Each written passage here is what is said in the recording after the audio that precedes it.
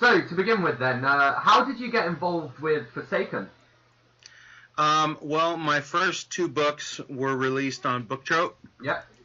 And when they started the Forsaken idea, Jesse James Freeman came to me and told me about it and asked if I'd be interested for my next project that I've been working on. And through him, he introduced me to Maddie Von Stark, and here I am.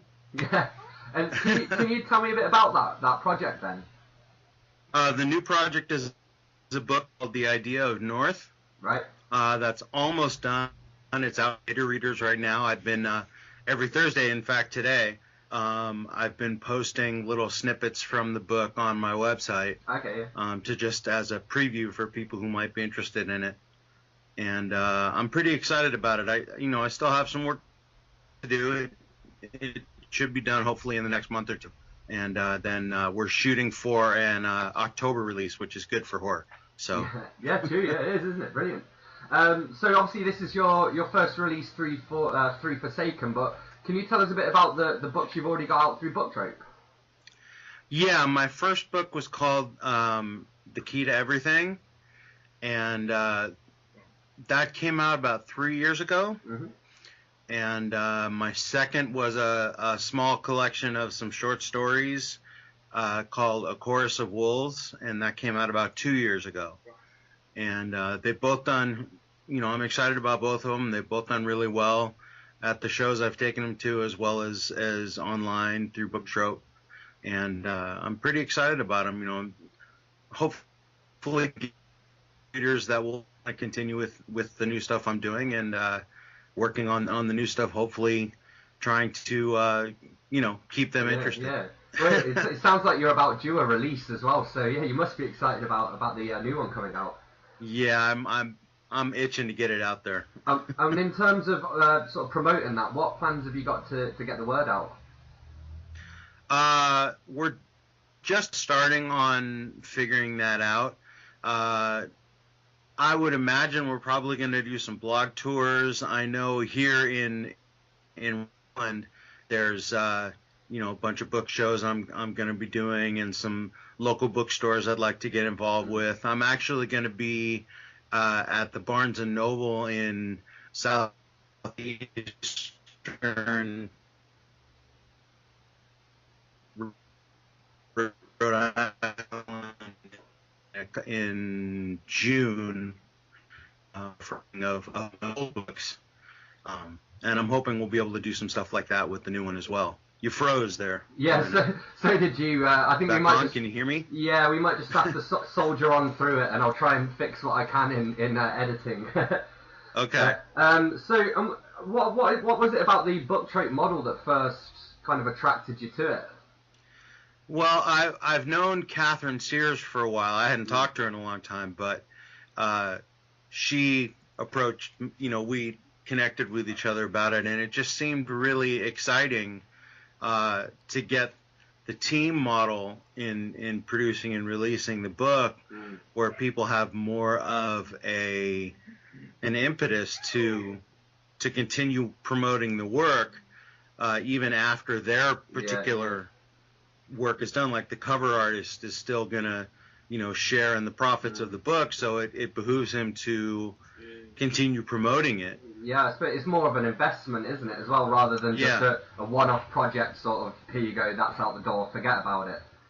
I think it's interesting. It's interesting that you say that, because I think a lot of people have the perception of writers as sort of solitary creatures who sit kind of confined in a room in front of a typewriter, and it sounds to me as though, for you certainly, a lot has come through actually your connections and the kind of relationships you've built with people.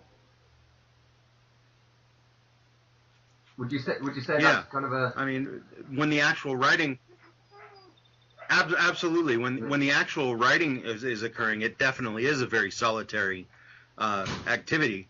But in order to, once you have a book finished, in order for it to get out to the world, you need to interact with other people. And having this team approach, I feel, is a really good way of doing that, as opposed to a publisher putting it out and throwing it out there and, and hopefully somebody will read this. Yeah, see whether it floats or not. Yeah. Yeah, I mean the independent scene has exploded to a point now where everybody and their brother-in-law is putting out a book or a record or something. So it's hard to get noticed in that type of a world. So when you have a larger group of people trying to promote it and get the word out, it makes more sense to me. Yeah, definitely, and I think as well, most writers are readers, and I'm assuming you're the same as well. Oh, I'm on, yeah.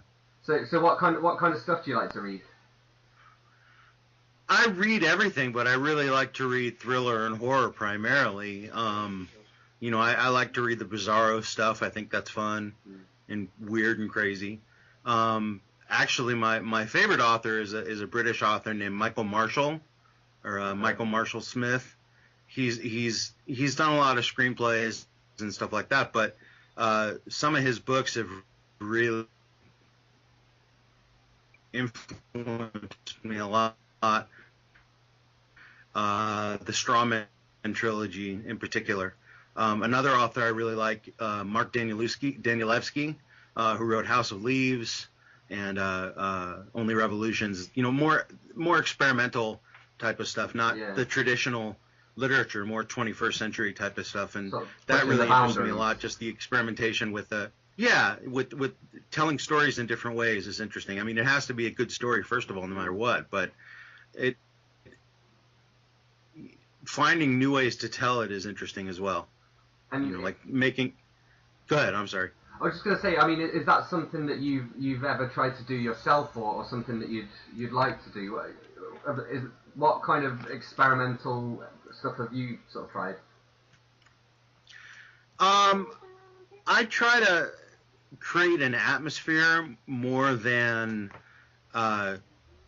say this is exactly the specifics of how it begins and how it ends. That I like to leave questions unanswered sometimes, to leave it in the mind of the reader as to where it's going and where it's been, as opposed to saying this is the only way it can be.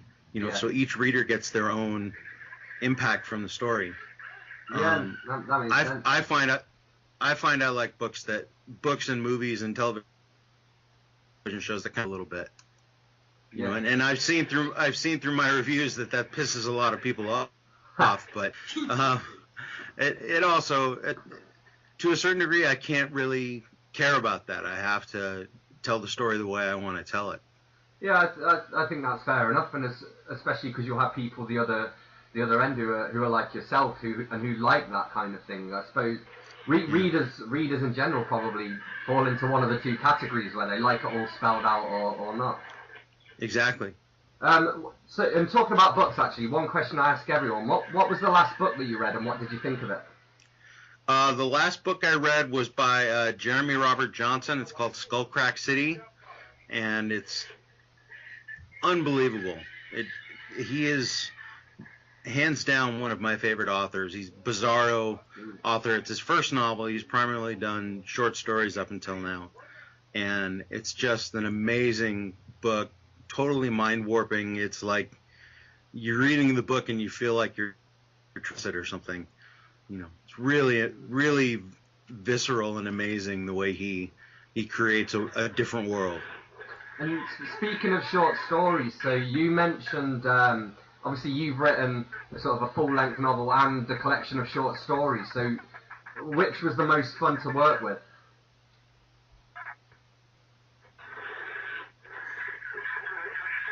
Mm-hmm. You froze. Oh, sorry. I didn't get that last question. You froze. Which you've worked with short... Can you hear me? Yeah, I can hear you. Can you hear me? Yes, I can. I think there's a bit of a connection lag, but so I was saying you've written a collection of short stories and a full-length piece as well. Which of the two was the most fun to work with? Which of the two formats? They're both fun. They're different animals, It's like comparing cats and dogs. I try to do the same kind of give the reader the same kind of experience with the short stories as I do with the long form. Try to be a little bit vague on things. The short stories I've definitely written faster than the novels. Not just because of the length, but the idea itself is more compact in my head. I think some of the short stories in that collection, for say Cody, there's a short story called Cody, which really came together probably in one of the most satisfying ways for me. That one, and there's another one called The Loneliness of Left Field, which my younger son was playing Little League, and I was watching him play, and that story kind of popped in my head. Those two stories in particular probably came together in a way that I enjoy quite a bit. Yeah, that makes sense. I suppose, actually, one question I wanted to ask you. So you compared it to, you said trying to compare the two is like trying to compare cats and dogs. Cats or dogs, which do you prefer? Honestly, the only reason I have two dogs. I've had cats and dogs. I don't want to piss anybody off. But the only reason I don't have a cat right now is we have a small oh. The dog's outside. I have to go to the bathroom. Froze. Yeah, I know. Yeah, I can hear you. Are you back? Did you get that answer? I got the first half. Can you just go kind of the last half? Yeah, we have two dogs. I've had dogs and cats my whole life. Right now we live in a small place, and I don't want the smell of a litter box. Fair enough. And seeing as you're part of the Forsaken crew, what's the scariest thing that's ever happened to you? That's ever happened to me? Oh my goodness. Well, not very ghostly, but waking up from heart surgery was kind of scary. Must have been quite surreal. I actually have a blog post that I wrote about that a while ago on my old blog.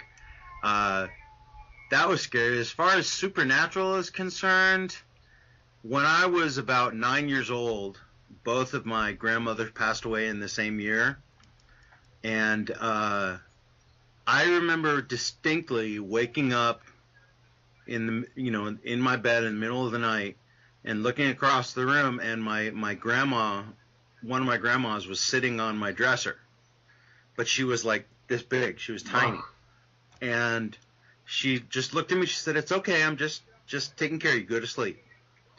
And I could have sworn it wasn't a dream. It might have been. It might have been real. I don't know. That wasn't really scary. It was kind of reassuring, and I'm curious to see what happened because I don't mean to laugh at this. My mother and my sister live in California, and they went to see a medium last night, and they both left me messages. I haven't been able to talk to either of them to see what happened last night, but I'm curious to see if anything scary happened there. Cool. And just one last question to end on. What's next for you, kind of longer term after you get this next book out?